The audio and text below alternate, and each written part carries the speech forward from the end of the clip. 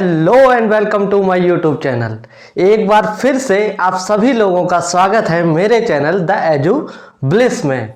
और आज जो है मैं आपके लिए जो है अपनी क्लास 8 जो है ये हमारी 8वीं क्लास है और इसमें जो आज हम पढ़ने वाले हैं वो है सोशलाइजेशन प्रोसेस यानी कि समाजीकरण। उससे पहले सबसे ज़रूरी बात, अगर अभी तक आपने मेरे चैनल को लाइक शेयर एंड सब्सक्राइब नहीं किया है तो प्लीज़ इसे सब्सक्राइब कर लीजिए ताकि और भी आपको इन्फॉर्मेटिव वीडियोज़ यहाँ पर मिलती रहें। और बेल आइकन को प्रेस करना बिल्कुल भी ना भूलें ताकि सारी जो मेरी वीडियोज़ हैं उसके जो है आपको इंफॉर्मेशन आप तक जाती रहे, आपको मिलती रहे, सारे वीडियोज़ आप तक पहुंचते रहें। चलिए आज का सेशन हम लोग स्टार्ट करते हैं। तो जैसा कि मैंने आपको बताया, आज का जो हमारा टॉपिक रहने वाला है वो है सोशलाइजेशन प्रोसेस यानी कि समाजीकरण। बहुत ज़्यादा इंपॉर्टेंट हो जाता है सीटेट के पर्पज से। सीटेट में अच्छे खासे क्वेश्चन जो है यहाँ से आपके आ जाते हैं। तो शुरू करते हैं। तो सबसे पहली जो चीज हम पढ़ेंगे वो है क्या, man is a social being, मतलब कि मनुष्य जो है वो एक सामाजिक प्राणी है।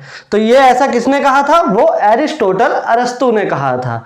ठीक है, तो हम जो ह्यूमंस हैं, हम जो ह्यूमन बीइंग्स हैं वो सारे क्या है, सामाजिक हैं।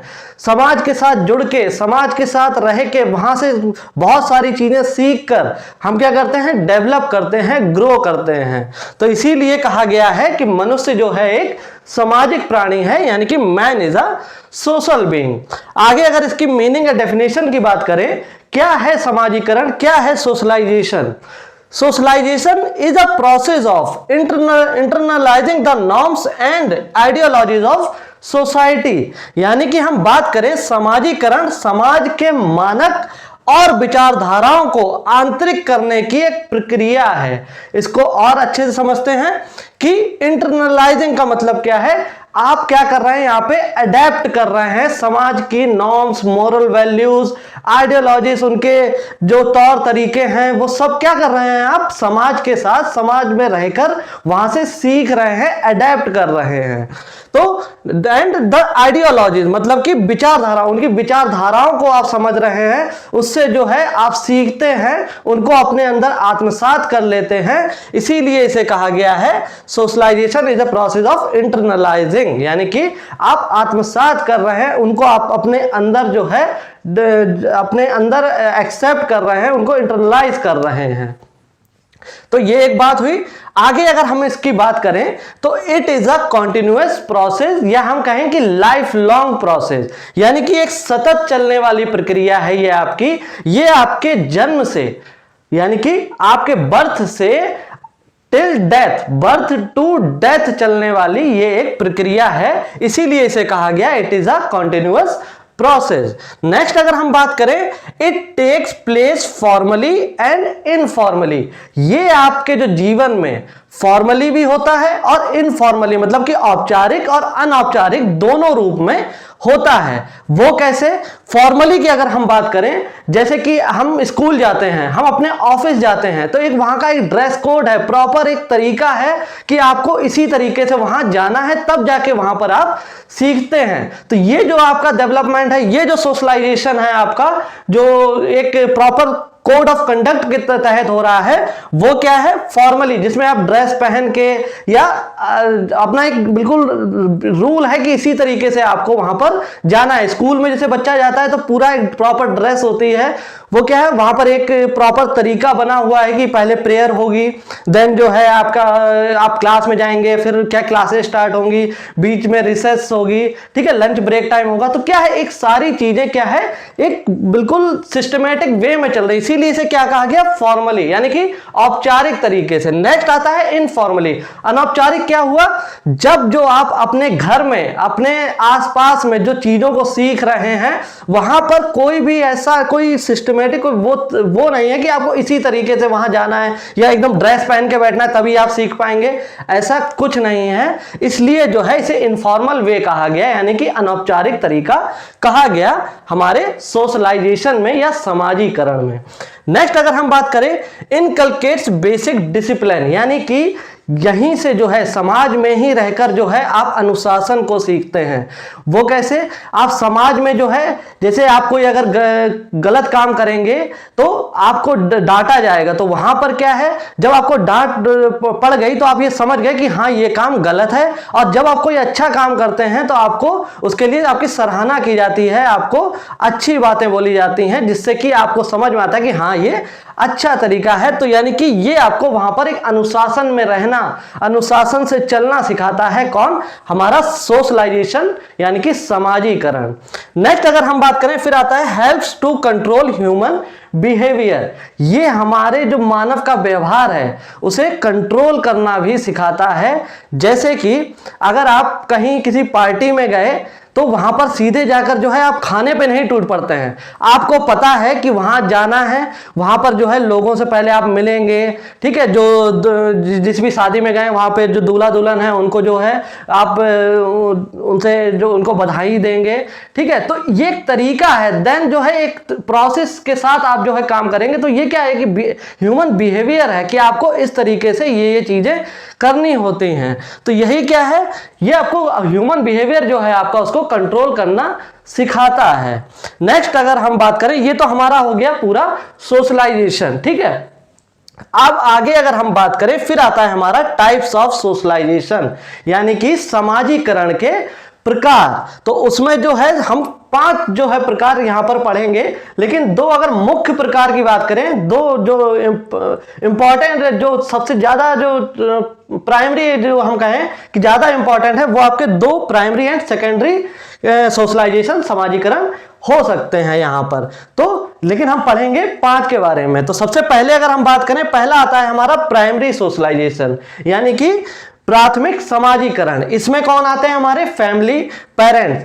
ये जो प्राइमरी सोशलाइजेशन है यानी कि जो प्राथमिक समाजीकरण है, इसको अगर हम और समझें तो ये आपका जो चाइल्डहुड जो इन्फेंसी का जो पीरियड है वहां से शुरू हो जाता है। यानी कि जो इमीडिएट एनवायरनमेंट आपको मिल रहा है आपके बर्थ के बाद, आपकी फैमिली, आपके पेरेंट्स, यही आपके कौन है? प्राइमरी सोशलाइजेशन में आते हैं, क्योंकि यही वो लोग हैं जिनसे आप सबसे पहले अपना समाजीकरण सीख रहे हैं। इसे एक और चीज भी कह सकते हैं, ये एक मिनिएचर वर्जन है आपके सोशलाइजेशन का, मतलब कि आपके समाजीकरण का एक छोटा जो है रूप है, ठीक है। तो कौन? Primary socialisation. ये जो है आपका आपके बर्थ जो इन्फेंसी के पीरियड से आपके चाइल्डहुड तक चलता है। नेक्स्ट अगर हम बात करें, फिर आता है हमारा सेकेंडरी सोशलाइजेशन, या इसे आप कह सकते हो गौण समाजीकरण। गौण समाजीकरण में क्या है? आपका स्कूल, आपकी मीडिया, आपके नेबर्स, जो फैमिली के बाद जिनसे आप इंटरेक्ट करते हैं अपनी समाज में, वही सारे आपके क्या हो गए? नेक्स्ट जो है सेकेंडरी सोशलाइजेशन हो गया, ठीक है। तो यहां पर आप क्या है, स्कूल में जाकर एक, जैसे कि आप स्कूल में गए तो वहां पर आपने ग्रुप में रहना, कॉपरेशन, सहयोग करना कैसे करना है, ठीक है। तो अपने नेबर्स के साथ रहकर जो है आपने बहुत सारी चीजें को सीखा। तो ये क्या है? आपका सेकेंडरी सोशलाइजेशन में आ जाता है। वहीं अगर हम बात करें, नेक्स्ट है हमारा एंटीसिपेटरी सोशलाइजेशन। क्या है एंटीसिपेटरी? मतलब कि अग्रिम समाजीकरण।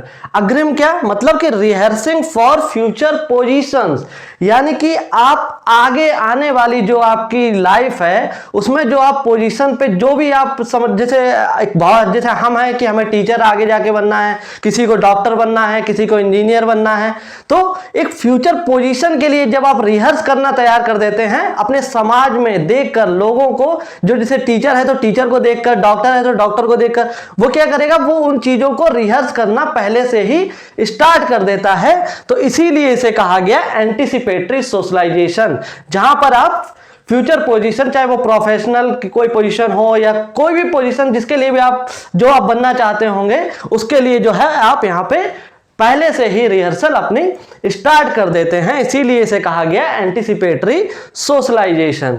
नेक्स्ट अगर हम बात करें, फिर आता है हमारा डेवलपमेंटल सोशलाइजेशन। क्या है डेवलपमेंटल? मतलब कि विकासात्मक समाजीकरण। विकासात्मक समाजीकरण से मतलब समझें तो डेवलपिंग वन सोशल स्किल, जब आप सोशल स्किल यानी कि सामाजिक कौशलों को सीखते हैं, समाज में रहकर अपने आप को और जो है एक कहते हैं नेक्स्ट लेवल लेके जाते हैं, एक और जो है लेवल को आप हासिल करते हैं, अपने व्यक्तित्व को निखारते हैं। तो ये आप क्या है, अपने समाजीकरण से अपने आप को निखारने का जो काम है, समाज से सोशल स्किल्स को सीखकर, सोशल जो कौशल है उनको सीखकर, तब जो है ये आपका बन जाता है क्या, विकासात्मक समाजीकरण। नेक्स्ट और जो आता है हमारा वो है रीसोशलाइजेशन।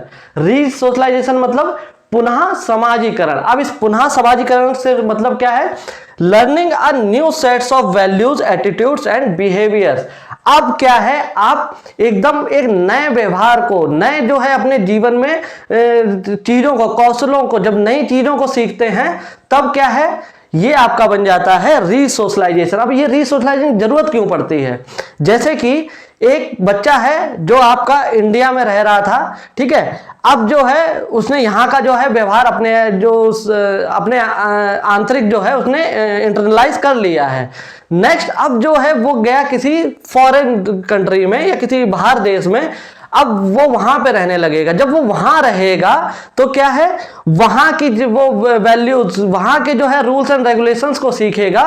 तो उसने क्या किया, दोबारा से अपने जो समाजीकरण उसका हो रखा था इंडिया में, अब वो जब बाहर गया तो उसने उसे पुनः समाजीकरण उसे करना पड़ेगा। वहां के जो लोग हैं, वहां के जो तौर तरीके हैं, वहां के जो रूल्स एंड रेगुलेशंस हैं, उनके अकॉर्डिंग चलना पड़ेगा। इसीलिए जो है इसे कहा गया रीसोशलाइजेशन, यानी कि पुनः समाजीकरण, जिसमें कि आप दोबारा से, आप फिर से जो है अपने एक नए वैल्यूज, नए एटीट्यूड्स और नए बिहेवियर्स को सीखते हैं या उनका अधिगम करते हैं।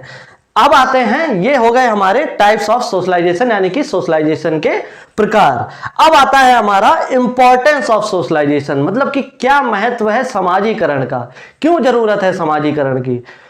आपका जन्म हुआ, आप क्या है, एक बात करें तो एक हेरिडिटी, एक जीन्स के साथ जो है आप डेवलप हो गए।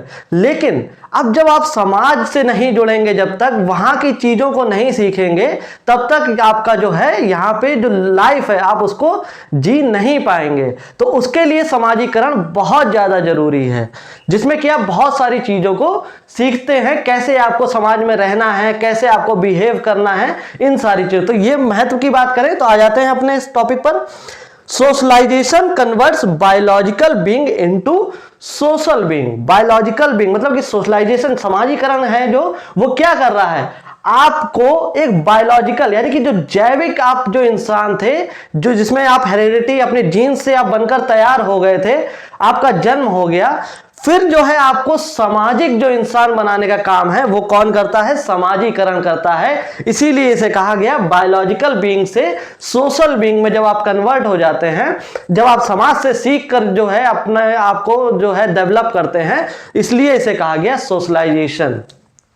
नेक्स्ट अगर हम बात करें, it contributes to the development of personality, मतलब कि ये आपके व्यक्तित्व को निखारने में बहुत ज्यादा मदद करता है। व्यक्तित्व को कैसे आप निखारेंगे, अपने पर्सनालिटी को, आप समाज में दूसरों को देखकर, जो जैसे कि कोई है जिसे कि आईपीएस कोई आपके सामने आया, उसे आपने देखा, उसे आपने देखकर जो है उससे चीजों को सीखा, तो आपने क्या किया, अपने व्यक्तित्व में कुछ चीजों को निखारा, उससे जो है समाज में जो है कैसे वो हेल्प कर रहा है लोगों की, कैसे मदद कर रहा है, उन सब चीजों को सीख कर, देख कर जो है आपने अपने अंदर उसे आत्मसात कर लिया। तो इससे क्या है, आप अपनी पर्सनैलिटी को डेवलप कर रहे हैं। इसीलिए कहा गया कि it contribute to the development of personality. समाजीकरण आपके व्यक्तित्व को निखारने में भी बहुत ज्यादा सहयोग करता है। नेक्स्ट अगर हम बात करें, हेल्प्स टू बिकेम डिसिप्लिन्ड, यानी कि आपको अनुशासन सिखाता है।